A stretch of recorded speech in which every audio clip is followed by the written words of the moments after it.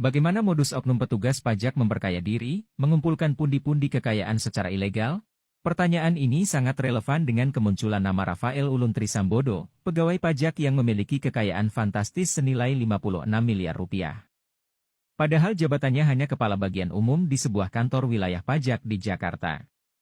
Tak bermaksud tendensius, kekayaan tak wajar Rafael Uluntri Sambodo ini mengingatkan kita pada Gayus Tambunan, mantan pegawai pajak yang dianggap sebagai mafia pajak karena kekayaan dan sepak terjangnya mengeruk uang negara. Publik tentu penasaran bagaimana seorang petugas pajak mengumpulkan pundi-pundi kekayaannya secara ilegal. Gayus Tambunan membongkar modus tersebut. Pertama adalah melakukan negosiasi SKP atau surat ketetapan pajak. Negosiasi terjadi di tingkat tim pemeriksa pajak. Tujuannya untuk menaikkan atau menurunkan nilai pajak.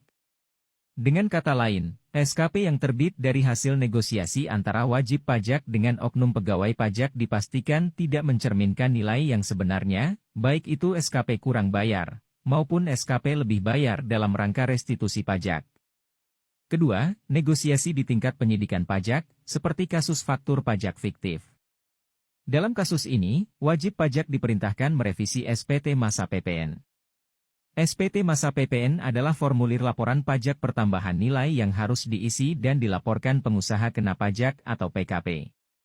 Pada tahap ini, oknum pegawai pajak nakal biasanya menakut-nakuti wajib pajak akan ditersangkakan. Ujung-ujungnya adalah uang, sehingga status wajib pajak tetap sebagai saksi. Ketiga, penghilangan berkas surat permohonan keberatan wajib pajak.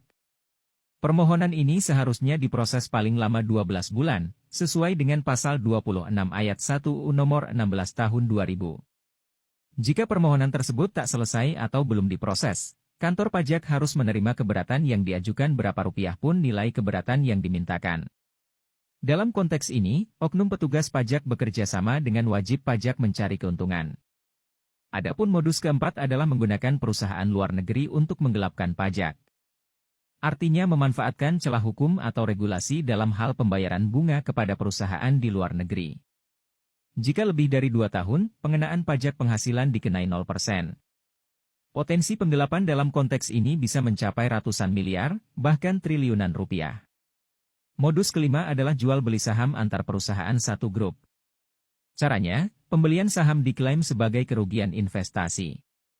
Kerugian ini kemudian dibebankan sebagai biaya yang menggerus keuntungan perusahaan dari usaha realnya, sehingga wajib pajak tidak perlu membayar pajak penghasilan. Padahal tidak pernah ada transaksi tersebut secara real, dan tentunya nilai jual beli saham tak mencerminkan nilai perusahaan sesungguhnya.